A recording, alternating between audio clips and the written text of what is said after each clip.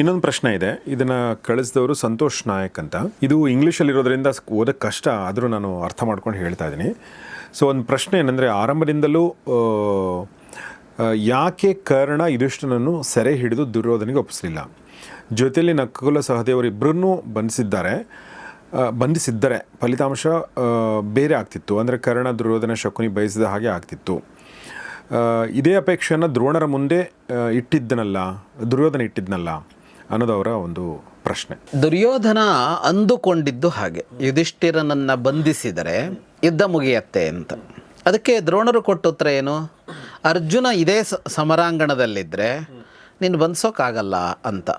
ಕರ್ಣ ಯುಧಿಷ್ಠಿರನನ್ನು ಬಂಧಿಸಿದರೆ ಅವರು ಬಂಧಿಸಿ ಶಿಬಿರಕ್ಕೆ ಹೋಗೋದ್ರ ಒಳಗೆ ಅರ್ಜುನ ಬಿಡಿಸ್ತಾ ಇದ್ದ. ಅವತ್ತೇನು ಮಾಡಿದ್ದಾರೆ ಅವರು, ಈ ಸಮರಾಂಗಣ ಕಾಣದೇ ಇರುವಷ್ಟು ದೂರಕ್ಕೆ ಅರ್ಜುನನ ಕರ್ಕೊಂಡೋಗಿದ್ದಾರೆ ಮತ್ತು ಅರ್ಜುನನ ಪ್ರತಿಜ್ಞೆಯಿಂದ ಅರ್ಜುನನನ್ನು ಅಲ್ಲಿ ಕಮಿಟ್ ಮಾಡಿದ್ದಾರೆ, ಅವರು ಬದ್ಧನನ್ನಾಗಿಸಿದ್ದಾರೆ.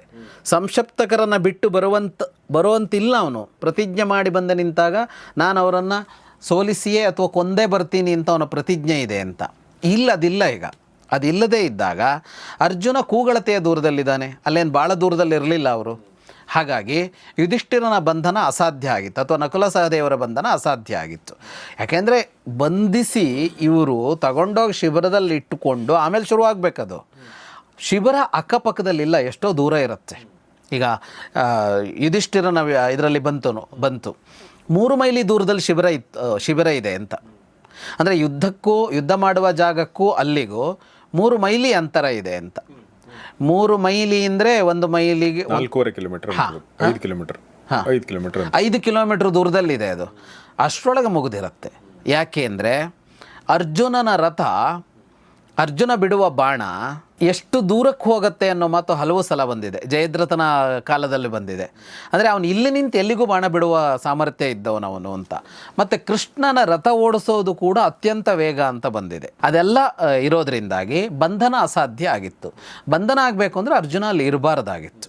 ಹಾಗಾಗಿ ಕರ್ಣ ಬಂಧನದ ವಿಷಯಕ್ಕೆ ಹೋಗಲಿಲ್ಲ. ಮತ್ತು ಇನ್ನೊಂದು ಅಂತ ಅಂದರೆ, ಆ ಪ್ರಶ್ನೆ ಅವ್ರು ಕೇಳಲಿಲ್ಲ, ಬರಬಹುದು, ಯುಧಿಷ್ಠಿರನನ್ನು ಕೊಲ್ಲಬಹುದಿತ್ತಲ್ಲ ಕರ್ಣ ಅನ್ನುವ ಪ್ರಶ್ನೆ ಬರುತ್ತೆ. ಆ ಹಂತಕ್ಕೆ ತಗೊಂಡೋಗಿದ್ದ.